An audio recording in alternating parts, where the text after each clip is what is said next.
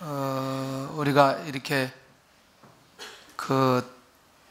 이제 성가대도 막 대곡을 하고 할렐루야 하면 사실은 일어나 가지고 같이 찬양하잖아요. 그 수준 있는 데서는 그렇게 합니다. 수준 안 되는 데는 그냥 계속 앉아가지고 뭐 누가 잘하느냐 이렇게 쳐다보는데, 그 찬양할 때 같이 하나님께 영광 돌리고, 우리가 내가 하지 않지만 또 이 성가대가 그렇게 하면은 같은 마음으로 아멘하고 그렇게 고백하고 함께하는 거 굉장히 중요합니다. 이렇게 이제 우리가 찬양하다 보면은 이렇게 잘 모르는 찬양입니다. 찬양을 안 하는 분들이 있어요. 저 이렇게 곡이 어렵냐? 저 쉬운 곡 좀 하지. 이게 안 하는 경우도. 제가 이렇게 쭉 한 몇십 년 이렇게 그 예배 인도를 해볼 때, 일단 은혜 받고 삶이 변화되는 분들은 다 함께하는 걸 보게 됩니다. 누가 하든지, 어떻게 찬양하든지, 어떻게 성가대가 하나님 앞에 영광을 돌리든지 상관없이 그렇게 하나님 앞에 드리는 사람들은 놀라웠게도 삶이 변해지더라고요. 그리고 하나님의 인도하심을 예민하게 경험하게 됩니다. 참 그런 면에서 우리는 전체적으로 우리 교회는 그래도 그렇게 나가는 모습들이 굉장히 많아서 감사하고요. 잘 예배가 안 되는 사람들, 또 이렇게 찬양이 잘 안 되는 사람들, 찬양의 임재 속에, 하나님의 임재 속에 안 들어가는 사람들, 꼭 부탁을 드리고 싶은 게 비전숙을 꼭 하시기를 바랍니다. 굉장히 우리의 것들을 많이 무너뜨리고 함께 할 수 있는데 얼마나 감사한지. 근데 이게 계속 이런 얘기를 계속 하는 이유는요, 계속 이런 얘기를 들어도 여전히 예배에 대한 자세가 안 되는 분들이 굉장히 많아요. 이런 얘기를 해도. 제가 요즘에 탁구 레슨을 배우는데, 이 토요일 날 이렇게 가르치는 분이 국가대표인데, 야, 진짜 예리하더라고요. 왜 예리하느냐? 제가 자꾸 나가니까 이걸 내리래, 이걸 이렇게 내려야 된대. 이거 레슨을 하는데 이거 내리래요. 아니, 나도 내리고 싶다. 근데 왜 올리는가 봤더니 마음이 급해지면 이게 올라가는 거예요. 그러니까 내가, 아니, 이거 하나님의 말씀도 아닌데 그렇게 뭘 이렇게 심하게 해요. 오버하시지 말고. 그러니까 내가 보니까 빨리 치려고 하거나 마음이 급해지면 이게 올라가니까 아웃되는 거예요. 그래서 내리세요, 내리세요. 그분은 계속 그래요. 내리세요, 내리세요. 그런데 진짜 내리니까 들어가는 거예요.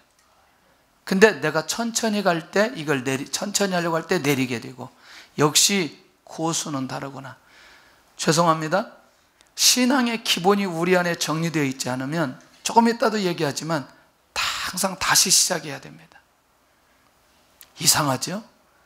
그냥 어떤 되어진 가운데서 가게 하는 게 아니고 항상 다시 시작하게 만들어요. 다시 무릎 꿇게 만들고, 다시 기도하게 만들고, 다시 겸손하게 만들고, 다시 낮아지게 만들고, 그 하나님 중심으로 가게 하는. 그래서 계속 그 중에 가장 기본이 뭐냐면 예배입니다, 여러분들. 그러니까 예배에 실패하면 다른 건 아예 기대할 필요 없다는 거죠. 그냥 중요한 게 아니라 정말 중요합니다. 그래서 이제 아까 2부 때도 이 성가대 하고 있는데 좀 고개를 막 땅으로 쳐박고 있는 거예요. 성가대 하든지 말든지 너희들 알아서 하고 나는 모르겠다면. 네. 그리고 성경 구멍도 가면 안 읽어. 일단 지금 성경, 이게 전부 다 우리가 예배의 자세하고 다 관계되어 있는 거거든. 아까 얘기한 대로 이거 내려야 되는데 계속 올리는 거죠. 급하니까. 그래서 잔소리 같지만 여러분들 계속 들어야 됩니다. 여러분들 아이들 교육 중에 가장 확실한 교육 무슨 교육? 잔소리 교육. 확실해요. 이상하게도 어렸을 때 아이들이 계속 듣잖아요. 나중에 기억난다니까. 별로 감동이 안 되네. 그런 거지. 오늘 예배 끝나고 빨리 가야 돼. 설교 좀 빨리 끝내고 예배 좀 빨리 끝내주세요. 오늘 내가 갈 길이 바빠요. 두 사람이 지금 그런 생각을 하고 있는데 따라서 하겠습니다. 필요를 채워주시는 주님. 자, 집중하는 만큼 압축할 수 있고요, 압축하는 만큼 핵심을 붙들 수 있습니다. 자, 자녀들이 부모를 찾는 이유, 효도하기 위해서, 뭔가 얻기 위해서. 둘 중에 하나. 아유, 할렐루야. 벌써 다 끝냈어요. 그냥 넘어갑니다. 대부분 사람들은 언제 전화하나? 아이고, 할렐루야. 설명할 필요가 없어요. 3부 역시 수준이 있어요. 많은 경우에 사람들이 윗사람을 찾을 때, 아니, 너무하지. 아부한다는 건 좀 그렇고. 왜? 뭐 때문에? 도움을 요청할 때. 이게 보편적 사람의 특징입니다. 인정하시죠? 그래서 저는 하도 이렇게 많은 분들을 이렇게 만나잖아요. 일단은 오래간만에, 우리 교회 성도들 말고 오래간만에 전화하면 반드시 뭔가 목적이 있어요. 맞나요? 예. 그러면 오늘 이제 필요를 채워주시는 분인데, 첫째가 뭐냐면 공동체의 필요를 채워주시는 분이거든요. 공동체의 필요를 채워주시는데, 이게 좀 배경이 필요해요. 배경이. 왜냐하면 일단 좀 약간 난해한 부분이 있는데 9장 1절을 한번 보세요. 9장 1절. 이걸 안 보면 이 내용을 이해가 안 돼요. 오늘 10절의 내용이 이해가 안 돼요. 1절 2절을 시작. 예수께서 12제자를 불러 모으사 모든 귀신을 제어하며 병을 고치는 능력과 권위를 주시고 하나님의 나라를 전파하며 앓는 자를 고치게 하려고 내보내시며, 그 다음에 10절을 보겠습니다. 시작. 사도들이 돌아와 자기들이 행한 모든 것을 예수께 여쭈니, 아니 거기까지만, 예수께 뭐? 여쭈니. 자, 9장 1절하고 10절을 교차하면서 지금 말씀을 좀 보려고 하는데, 자, 지금 어떤 공동체의 필요를, 제자들의 공동체라고 얘기했습니다. 제자들의 공동체의 필요를 채워주시는 주님. 그러면 제자들이 지금 무엇이 필요한지 아시잖아요. 첫째가 뭐냐면 파송받았어요. 9장 1절에 파송받은 거 맞나요? 왜? 구원받아야 될 영혼들이 있기 때문에, 회복해야 될 영혼들이 있고 사명을 발견해야 될 영혼들이 있기 때문에 주님께서 파송하셨어요. 자, 인정하시죠? 이 부분은. 자, 파송받았어요? 자, 그래서 우리는 항상 나는 주님으로부터 파송을 어떻게 받느냐라고 하는 부분들을 우리가 좀 생각을 해보고요. 자, 그러면 이렇게 하면 어때요? 지난주에 우리가 말씀을 받고 한 주 동안 우리가 세상에 가서 살았나요? 네. 그럼 오늘 한 주 동안을 정리해보고 주님 앞에 나와서 무슨 고백을 해야 될 필요가 있는데, 두 번째가 뭐냐면, 자, 이제 파송을 받고 나가서 사역을 했어요. 그런데 사역을 하고 난 이후에 사도들이 누구한테 와서 이 나눔을 해야 돼요? 누구한테? 할렐루야. 그런데 10절이 뭐냐면 사도들이 돌아와 자기들이 행한 모든 것을 누구에게? 예수께 여쭈니. 할렐루야. 이걸 전제로 가면 좋겠습니다. 뭘 전제를 해야 되냐면, 이거 잊어버릴까봐, 많이 가다 보면 잊어버리는데, 자, 요셉 또는 모세 또는 다윗, 또 누구 생각나는 사람도 있어요. 다니엘 또는 사무엘. 제가 질문을 던집니다. 그들이 자기가 어떤 위치에 섰을 때에 그때 그 위치에서 감당할 것을 주셨나요? 아니면 미리 주셨나요? 다 인정하시죠? 결국 이 비밀이거든요. 자, 그러면 예수님께서 제자들을 파송하실 때 미리 다 모든 것들을 위임해 주셨나요? 할렐루야. 그리고 그들이 나가서 이 사역을 하도록 하고 그 다음에 이제 돌아왔어요. 돌아왔으면 이들은 지금까지 자기들의 사역 속에서 어떻게 진행되었는가를 주님께서 그 얘기를 들으시고 있다는 얘기죠. 다시 말하면 그들이 지금 무엇이 필요한 줄 아시고 나눔이 필요한 줄을 아시고 그 나눔의 장을 주님께서 열어주시는 것을 보게 되더라는 거죠. 자, 자신들의 사역을, 자신들에게 주셨던 은혜를, 자신들이 받았던 응답을 나눌 수 있는 장을 만들어 주시고 주님께서 그 얘기를 계속해서 들으시는데 이게 굉장히 중요하죠. 결국 우리말로, 우리 언어로 한번 해보죠.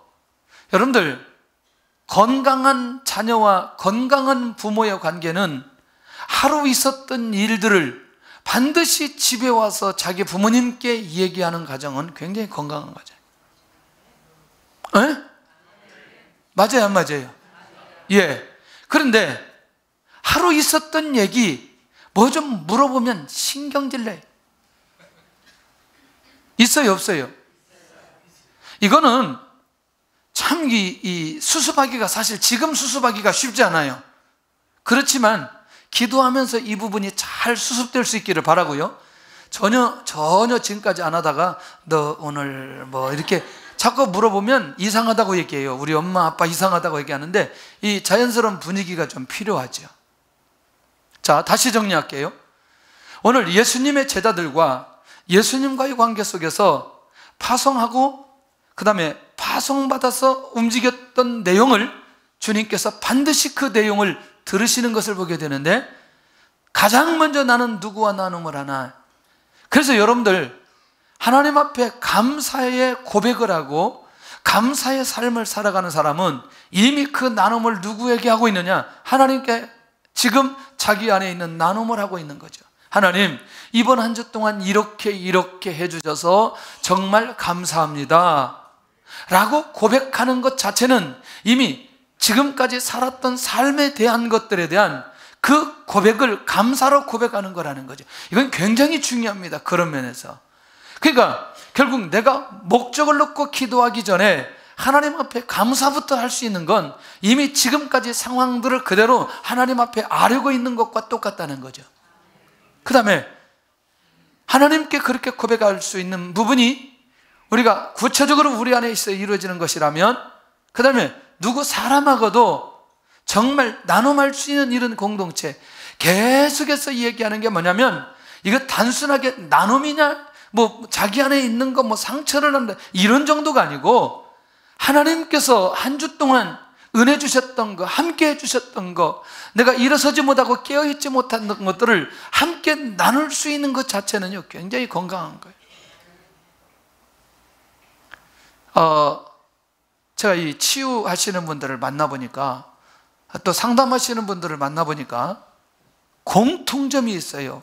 한 가지 공통점이 뭐냐면 어렸을 때 부모님의 사랑을 많이 받은 사람은 밖에 가서 사랑을 구걸하지 않는다. 다시, 주님에게 깊은 사랑을 경험하고 하나님의 사랑을 경험한 사람은 밖에 나가서 사랑 구걸하지 않는다. 인정하나요? 동의하나요? 예. 결국 그런 면에서 오늘 주님께서 이 장을 열어주시는데 세 번째가 뭐냐면 이 제자들 공동체에 훈련의 필요를 하시고 훈련시켜 주셨다는 거죠. 자, 다시 9장에 있는 상황으로 볼 때에 이 9장에 등장되어지는 예수님의 제자들이 완벽한 자리에까지 갔나요? 아니면 아직도 더 성장해야 되나요? 네, 성장해야 됩니다. 결국 성장했다고 생각했는데 결정적인 순간에 예수님의 제자들이 예수님 배반하고 떠나가 버립니다. 예, 물고기 잡으러 가버리죠.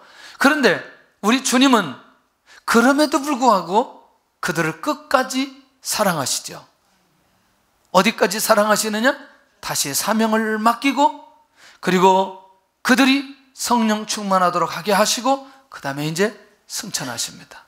다시 정리하면 이들이 어떠한 사람, 그러면 예수님의 제자들이 자기들 사역 속에 배신하는 사람이 있을까요, 없을까요? 오, 할렐루야.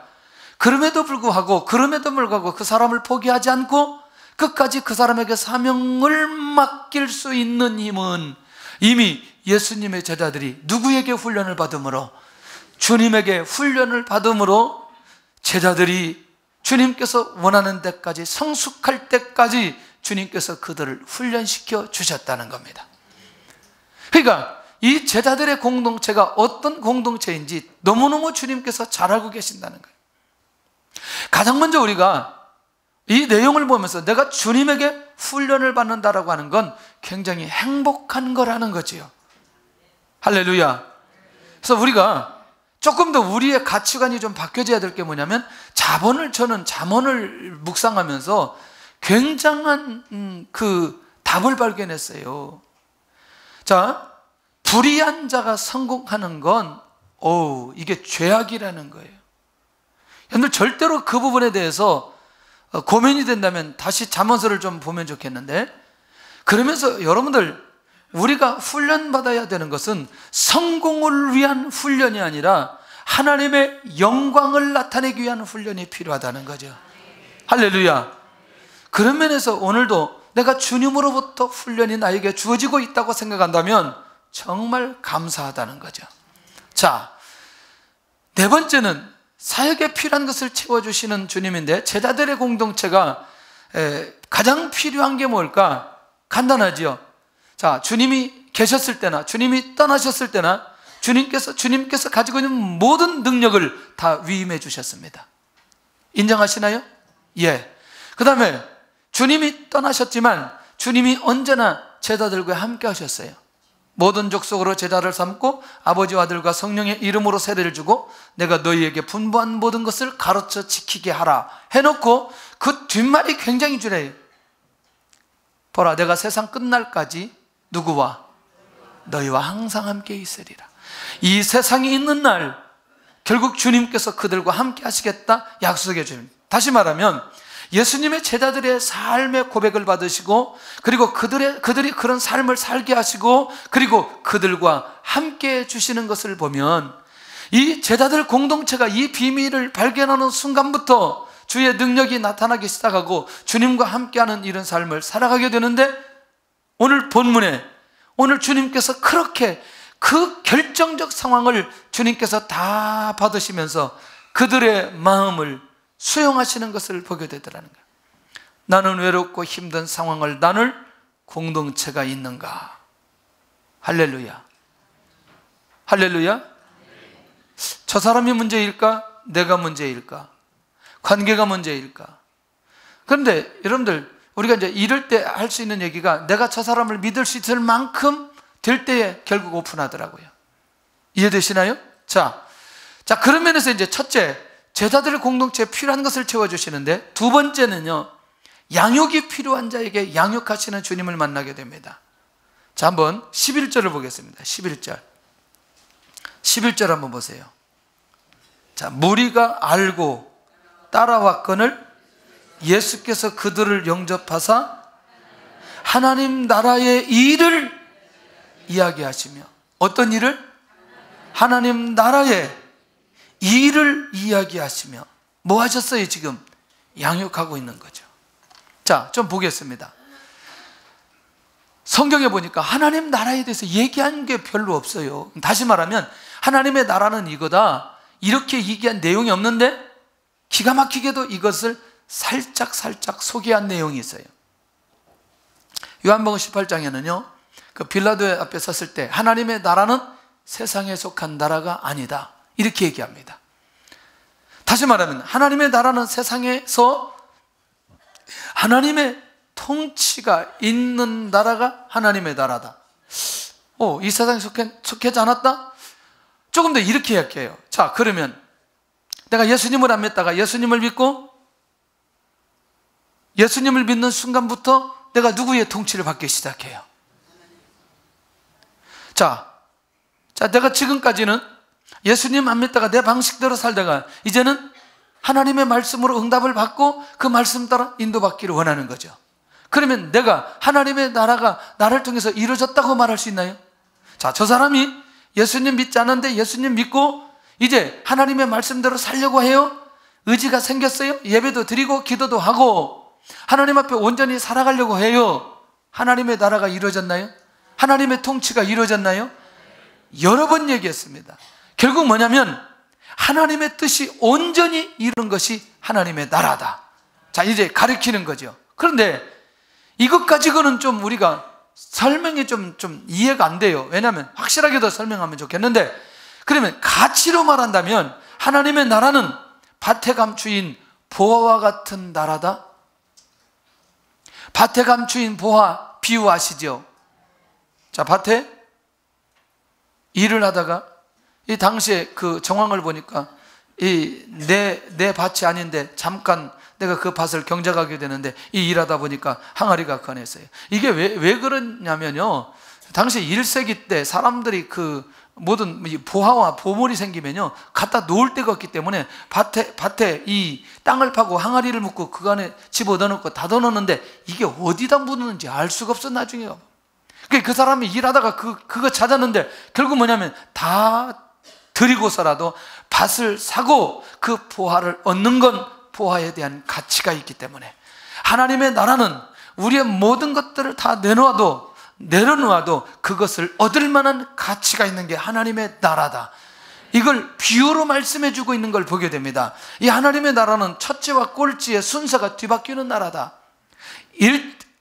일찍 내가 구원받고 모태신앙이라고 해서 계속해서 그런 상태로 가는 게 아니고 예수님 믿지 얼마 안 됐음에도 불구하고 언제든지 앞서갈 수 있는 나라가 하나님의 나라다. 굉장히 중요한 거예요. 결국 여러분들 또 기억하시나요? 누가복음 15장에 이런 양 기억하시죠? 이런 양을 아버지가 찾았을 때 아버지가 가지고 있는 그 기쁨, 이내 아들은 죽었다가 어떻게 살아난 아들이라 엄청나게 기뻐하는, 그러니까 이 하나님의 나라는 그렇게 아들을 찾은 기쁨으로 충만한 나라가 하나님의 나라라. 할렐루야. 통치의 개념에서부터 기쁨까지 감춰진 보화와 같은 이런 나라로 말씀하셨는데 또 기억하시나요? 마태복음 13장에 가서 보면은 겨자씨, 누룩, 씨 뿌린 자, 가라지 뭐예요? 무슨 공통점이 있어요? 눈에 띄어요? 눈에 띄지 않아요? 별로 눈에 띄지 않아요. 처음에 시작은 미미해요? 아니면 활발해요? 아주 작아요. 그런데 놀랍게도 비밀스럽게 시작했지만 나중에는 엄청난 결과가 있는 나라가 하나님의 나라다. 아멘. 나중에 뭐 우리가 그렇게까지 연구하지는 않지만 우리나라가 복음이 들어온 거하고요 다른 나라의 복음이 들어간 거하고 조금 비교를 해보면 재밌는 게 있어요. 데이터가 뭐냐면, 예를 들어서 그 선교사님들이 그 선교지에 가가지고 전도할 때 그 대상이 예를 들어서 학생이 되든지 빈민가라든지 아니면 어떤 귀족이라든지 뭐 왕족이라든지 이렇게 대상이 명확하게 정해져 있어요. 그래서 나라들이 보니까 어느 나라는 그냥 저 빈민가에 많은 사람들이 예수님 믿고 구원의 역사가 일어나게 되는데 청년이 졸고 있어요. 지금 청년이 중요한 얘기하고 있는데 곧 시집갈 청년이 지금 졸고 있으면은 시집 어떻게 가려고? 조는 거하고는 상관없어요. 시집 가는 거하고는. 자, 그런데 우리나라 같은 경우 보니까 모든 계층에 복음이 들어갔어요. 모든 계층에. 그런데 120년 지나고 나서 우리나라의 결과를 보면 상상할 수 없는 복음의 파장이 일어나게 된 것을 보게 된다는 거죠. 자, 질의 문제는 우리가 좀 다시 얘기해야 되겠지만 결국 하나님의 나라가 우리 민족을 통해서 어떻게 이루어졌는지 주님께서 말씀해 주신 내용대로 됐는지 안 됐는지 확인할 필요는 있지 않겠냐는 거죠. 맞나요? 맞나요? 구정 때 지금 설교 끝나고 빨리 가야 된다는 생각만 하지 말고 잘 좀 들으시기를 바랍니다. 이런 날은 대충 들으려고 그래요. 대충. 지금 몇 시까지 가야 되는데 누구 간다 그랬는데, 할렐루야. 시계를 다 오늘 같은 날은 꺼놓고 오시기를 바랍니다. 내가 시계 다 2개나 있어요. 내가 설교를 길게 할까 봐 시계를 2개씩이나 달아놓고 아주 그냥 걱정하지 마세요. 걱정하지 마. 다 알아서 할 테니까. 못 알아들으면 이제 그 시간이 길어지는 설교 시간이. 세 번째는, 자, 본문 보시기를 바랍니다. 하나님의 나라의 일을 뭐 하시며? 이야기하시며, 그 다음에 11절, 병 고칠 자들은 고치시더라. 따라서 합시다. 병 고칠 자들은 고치시더라. 자, 10절, 모든 것을 예수께 여쭈니, 11절, 하나님의 나라의 일을 이야기하시며, 세 번째, 병 고칠 자들은 뭐 하시더라? 고치시더라. 할렐루야. 자, 그러면 어때요? 주님은 주님 앞에 온 육체적인 치유가 필요한 자들을 치유하시는 거죠. 아멘. 자, 육체의 자유가 필요한 사람에게 육체의 자유를 주는 거죠. 백부장의 종의 치유를 통한 증거를 보면은, 자, 여러분들 대부분 병에 걸렸으면 육체의 자유함이 있나요, 없나요? 없어요. 그런데 치유를 받으면 더 이상 내가 육체의 지배를 받지 않고 마음대로 움직일 수 있다는 얘기죠. 두 번째는 육체 때문에 구원을 받아야 될 영혼을 치유하게 하시는 것을 보게 됩니다. 혹시 혈루증 앓는 여인 기억하시죠? 8장에 예수님 옷가에 잡았어요. 누가 잡았느냐? 자, 두려워 떨고 있을 때 주님이 그에게 말하기를 내 믿음이 너를 구원하였느니라, 이렇게 말씀하십니다. 그리고 그 여인은 그 질병 때문에 구원의 역사가 일어나게 되는 걸 보게 됩니다. 세 번째, 육체 때문에, 이 치유 때문에 하나님의 영광이 필요한 사람에게 육체의 치유가 일어나게 되는 걸 보게 됩니다. 그게 누구냐면 요한복음 9장에 맹인이 눈을 뜨는 사건이 일어납니다. 궁금해요. 무엇 때문에 이 사람이 맹인이 되었느냐? 주님께서 명확하게 설명합니다. 하나님께서 하시는 일을 그에게 나타나기 위해서 그가 맹인이 되었다. 결국 그의 눈을 치유하면서 하나님께서 하시는 일을 그대로 보여주시고 있다는 얘기죠. 할렐루야. 자, 그 다음에 두 번째는 영적인 치유가 필요한 자를 치유해 주시는데, 이거 우리가 많이 들었어요. 죄의 문제 때문에 고통 속에 있는 자, 죽음의 문제를 해결하지 못하는 자, 죄성의 자신을 끌고 다니는 자, 결국 예수 그리스도를 만나면, 십자가의 은혜 아래, 십자가의 복음 안에 들어가면 이 사람은 확실하게 영적인 치유가 일어나게 되는 것을 보게 되더라는 거죠. 할렐루야. 주님 만나면 확실하게 해결됩니다. 인본주의에 묶여 있어서 일어서지 못하는 자, 영적인 삶으로 체질이 바뀌어지지 않는 자, 결국 뭐냐? 주님을 만나야 이 치유가 일어나게 되어지는 걸 보게 된다는 거예요. 수없이 말씀 붙들고 기도해도 여러분들 놀라운 비밀이 하나 있어요. 죄송합니다만 새벽 예배나 큐티를 안 하거나 성경을 안 읽으면 절대로, 죄송하지만 제가 절대라는 표현을 해요. 절대로 인본주의에서 벗어날 수 없습니다. 네. 그러니까 오늘 아침, 오늘 하루 내가 기도하면서 하나님의 말씀의 인도를 받지 않으면, 오늘 기도하면서 내가 하루를 시작하지 않으면 우리는 한순간도 하나님의 인도를 받기가 어렵다니까요. 설령 내가 그렇게 시작을 했어도 전화 한 통화 딱 받는 순간에 내가 아침에 받았던 은혜, 지금 인도받는 이 흐름이 한 번에 끊길 수도 있다니까요. 내가 분명히 그 의식을 가지고 살아가는데도 불구하고 어떤 사람을 만나서 대화 한번 했는데 이게 다 끊겨버리는 수가 있다니까요. 그러니까 제가 그 직장에 다니는 분들 정말 존경하고요, 사업하시는 분들 정말 존경합니다. 왜냐하면 그 가운데에서 인본주의를 하지 않고 영적으로 삶이 체질화되어서 인도받는다는 게 정말 쉽지 않다는 거죠. 그런데 내가 주님으로부터 치유를 받고 파송을 받았다, 여기는 내 사역지라고 생각하는 순간에 상황이 달라지게 되어져 있죠. 할렐루야. 결국 그런 사람도 주님에게 치유를 받으면 해결된다는 것이죠. 세 번째는 주님은 신앙적인 치유가 필요한 자를 치유하신다는 거죠. 신앙적으로. 자, 신앙의 기준이 없이 살아가는 부분들이 뭐냐면 이런 거죠. 사람을 만나거나 하나님을 만나거나 모든 만남 속에 하나님의 임재를 경험하지 못할 수 있다는 거예요. 예배의 내용이나 또 찬양이나 하나님의 말씀이나 하나님의 임재 없이 사는, 그러니까 결국 뭐냐면 이 삶이 내가 우선 선결되어져야 직장이나 사업장에서 하나님의 인도 받게 되어진다는 거예요. 엊그제 우리 신방하고 우리 집사님하고 그런 얘기 나눴어요. 청년들이 쉽게 실족하고 일어서지 못하는 이유가, 자, 직장에 들어갔는데 그 직장에 믿음의 사람들이 있다고 생각하고 지켜봤는데 그분들이 오히려 믿음의 생활을 하지 않고 신앙인인지 아닌지 구분할 수 없을 그때에 그래도 열심히 신앙생활 하려고 하는 청년들의 의지가 꺾이게 되어버린다는 거예요. 믿지 않은 사람들보다 더 힘들게 하고 더 어렵게 하고 더 악한 모습이 드러나고 하나님의 인도를 받지 못했을 때 그것을 지켜보면서 성장해야 될 우리 청년들이 기준점이 무너져 버릴 수 있다는 얘기죠.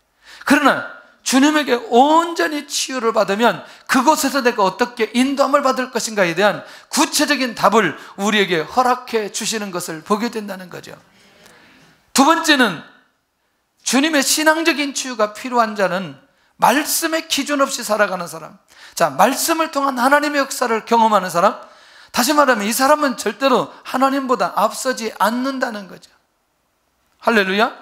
조금 더 각오 얘기할게요. 기도 없이 자신의 기준 속에 살아가는 사람, 기도함으로 하나님의 능력으로 살아가도록. 자, 지난번에 비전 스쿨 하는데 저기 군산팀이 예산을 얼마를 잡았냐면 400만 원 잡았다는 거예요. 400만 원. 여러분들 3박 4일 5박 6일 하는데 400만 원 예산이 적어요, 많아요? 많아요. 그러니까 자기들도 생각해 보니까 이 예산이 많은 거예요. 다른 사람 볼 때 많은 거예요. 그러나 하나님 앞에 기도하고 정했다는 거죠. 마지막에 결론을 내려보니까 결국 그 400만 원의 예산이 다 채워지고 이렇게 저렇게 다 응답이 되어졌다는 거죠. 이상하죠? 그 교회가 그렇게 그 사람을 섬길 만한, 말하자면 식사를 손님들에게 사줄 만한 신앙의 성숙함은 있지 않은데 여기저기서 그 사람들이 식사를 대접하는 사람들이 많이 나왔다는 얘기예요. 그러니까 우리가 가지고 있는 비용을 쓰지 않아도 그들이 그 일을 진행하는데 어렵지 않았다는 얘기죠. 왜? 기도하고 응답받았기 때문에 하나님께서 인도해 주신다는 확신이 그들 안에 있다는 얘기죠. 그러니까 다시 아까 2부 때도 제가 계속해서 얘기했던 내용이 하나님의 말씀 없이 기도 없이 내가 어떤 것을 결정하고 내가 그것을 진행했는데, 자, 결국 뭐냐면 하나님께서는 다시 말씀을 붙들고 기도하는 자리까지 다시 되돌아오게 만든다는 얘기예요. 그것은 제 얘기가 아니라 수십 년 동안 목회를 하면서 특별히 말씀을 보면서 하나님께서 깨달아 주신 거예요. 금방 이게 앞서가는 것은 이게 될 것 같지만 결국 하나님 앞에 뭐하게 하시고 기도하게 하시고 그리고 말씀 붙들고 하나님이 하셨다는 고백 안에 결국 하나님께서 그것을 풀어가시는 것을 보게 되더라는 거죠. 이 말의 의미를 여러분들이 잘 이해해 주시면 좋겠는데, 그래서 우리는 주님에게 우리 안에 내면적 신앙의 치유가 필요한 사람이 누구냐? 우리 모두가 항상 신앙적 치유가 일어나야 된다는 얘기죠. 할렐루야. 그래서 기도하는 사람이 더디 가는 것 같지만 훨씬 더 빨리 갈 수 있는 것을 보게 된다는 거죠. 할렐루야. 네 번째는요, 오늘 이제 핵심입니다. 먹을 것을 채워주시는 주님. 자, 한번 볼까요? 13절 12절 보겠습니다. 시작.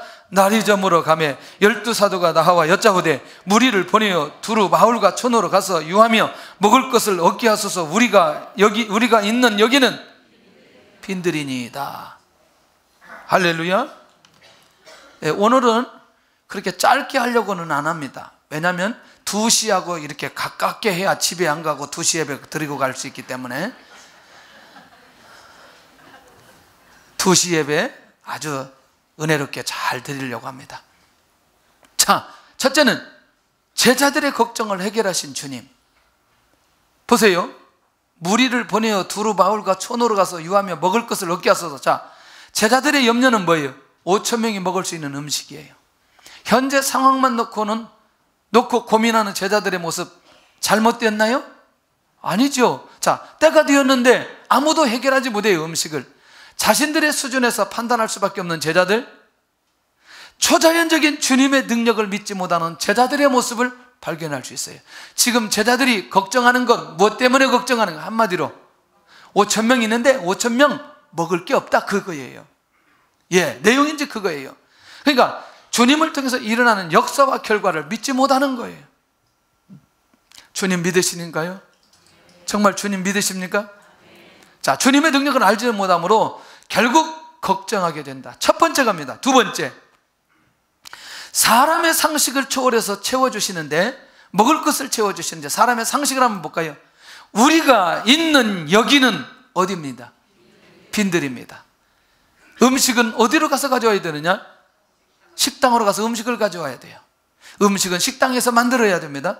자, 빈들에서는 음식을 구할 수 없다는 상식이고, 세상에 5,000명이 먹을 수 있는 음식을 만들 수 있는 공간, 재료가 없어요. 그 말은 뭐냐면 먹을 수 있는 음식이 부족하다. 재료가 없는데 음식 부족한 건 당연하죠. 어디든지 동시에 5,000명을 먹는다? 이야, 제가 계속 얘기했어요. 제가 알기로 다른 나라는 모르겠어요. 가장 많이 음식을 먹을 수 있는 식당이 제가 3,000명까지 들어봤어요. 그것도 중국 천진에 롤러스케이트 타고 다니면서 배달하고. 그 이유는 못 들어보셨어요? 못 들어봤어요. 전 세계 CBMC 대회를 하려고 5,000명 되는 호텔을 찾는데 호텔이 없었어요. 4,000명까지는 있었어요. 근데 한 번에 5,000명이 들어가서 먹을 수 있는 공간이 없어요. 그럼 다시, 지금의 상황에서도 5,000명은 적은 숫자가 아니라는 겁니다. 할렐루야. 혹시 장충체육관에 들어갈 수 있는 숫자가 몇 명인 줄 아세요? 6,000명입니다. 저기 잠실체육관에 들어가는 숫자가 8,000명입니다. 근데 규모가 어마어마하지요. 여러분들, 지금의 상식으로 5,000명이 동시에 음식을 먹을 수 있다? 이건 있을 수 없는 일이라는 거예요. 자, 한 번에 많은 양의 음식을 준비할 수 없는 건 상식인데, 그리고 한 번에 한 끼에 5,000명을 준비하려면, 여러분들 음식 전문가들 얘기해 보세요. 음식 몇 사람이 만들어야 되겠어요?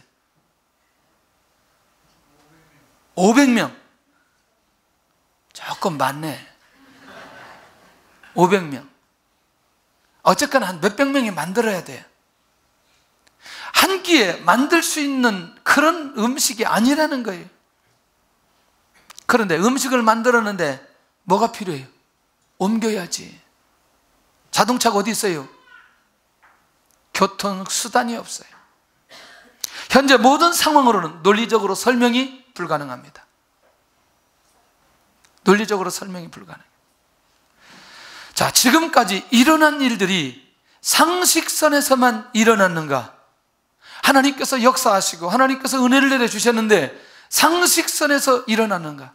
다시, 자, 그러면 이거 놔두고 우리 개인적인 신앙생활 가운데 상식선에서 일어나는 일이 많았느냐? 아니면 그렇지 않은 일들이 많았느냐? 하나님의 역사라고 말할 때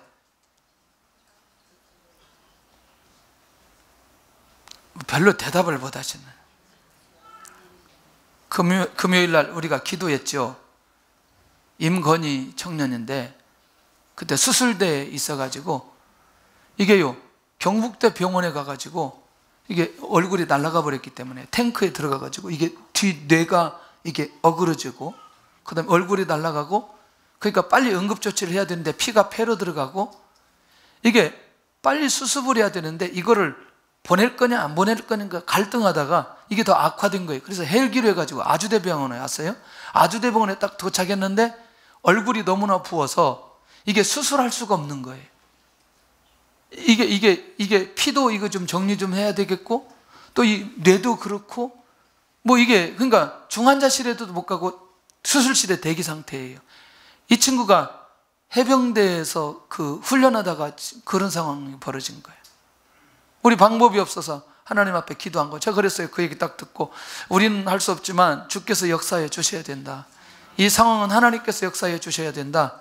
근데 그 다음 날 깨어났는데 칠판 갖다 달라고 그러네. 말을 못하니까 자기 동생 보고 싶다고 얘기하고. 이거는요, 정말 하나님이 하셨다고 생각하죠. 그러니까 이제 이 의사도 그러는 거죠. 이거 대구에서 이거 더 늦었으면 그날 밤에 정리됐다. 그러니까 정말 우리는 어떤 우리 상식선에서 이해하려고 하는 부분들이 많이 있지만 하나님의 역사하시면 그런 부분들이 아니라는 걸 우리에게 계속해서 밝혀주고 있는 걸 보게 된다는 거죠. 결국 뭐냐면 세 번째는 계산을 뛰어넘어 채워주신 주님이라는 거예요. 자, 여러분 기억하시죠? 빌립의 얘기 기억하시죠? 야, 너희들이 갖다 줘라. 그러니까 빌립이, 예수님 이거 200데나리온 돈을 떡을 사가지고 조금씩 준다 할지라도 그것도 부족합니다 그 얘기했어요. 뭐냐, 빌립의 빠른 계산에도 방법이 없어요. 아무리 계산이 빨라도 200데나리온 돈이 또 없어. 중요한 건 맞나요? 그 다음에 또 돈이 있다 할지라도 뭐가 없어요? 음식이 없어. 이게 계산을 뛰어넘어 채워주시는 이 주님의 모습을 우리가 안 놓쳐야 된다는 거예요. 할렐루야. 주님은 돈으로 해결하지 않으시는 걸 보게 됩니다. 지금 주님이 어디에 계시는 게, 이 벳세다에 계시는 게 가장 중요하다는 거예요. 주님이 지금 5,000명과 함께 제자들과 함께 있다는 사실이 너무너무 중요하다는 거예요.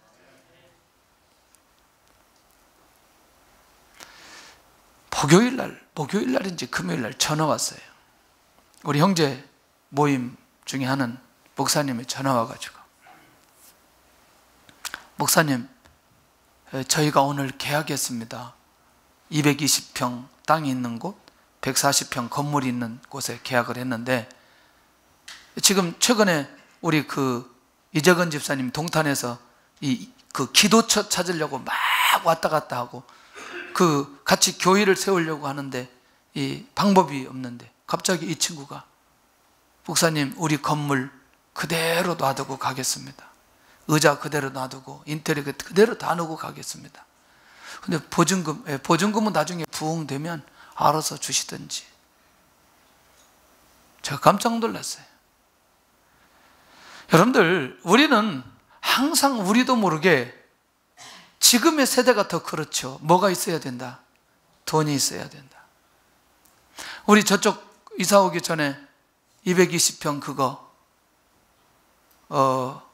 상가 정말 하나님의 은혜로 다 융자받고 그걸 분양하고, 중간에 우리가 하도 기간 됐다고 한 3천만 원 갖고는 그대로 그냥 다른 사람한테 넘기고 또 이제 오게 됐는데, 여러분들 이 비밀이 우리 안에서 분명하게 해결되어지면, 계산을 뛰어넘어 채워주시는 그 주님을 만나게 되면 평생 계속해서 이 주님을 경험하면서 만나게 될 것입니다. 할렐루야. 그렇기 때문에 진짜 우리 안에 믿음이 있느냐 없느냐라고 하는 건, 우리가 주님이 그 현장에 있느냐 없느냐, 이게 제일 앞에서 졸지 말고 있느냐 없느냐 이게 중요한 게 아니고, 결국 주님이 계시느냐 안 계시느냐 이게 중요하다는 거예요. 맞나요? 그러니까 이 부분에 대해서 우리가 눈이 확실하게 열려야 되는데, 주님은 돈으로 일하시지 않았다는 거예요. 성경에 주님께서 어떻게 이거 가지고 일하셨다 이런 기록이 성경에 있나요? 없어요. 찾아보니까 없어요. 그러니까 정말 우리가 이 시대에 우리가 돈이 필요한 거지, 정말 하나님의 돈이 필요한 거냐? 정말 하나님은 하나님의 능력으로 일하기를 원하신다는 거죠. 그러면 그때 돈이 필요하다면 돈을 공급해 주신다는 거죠. 근데 그것이 우리의 힘으로가 아닌 누구의 힘으로?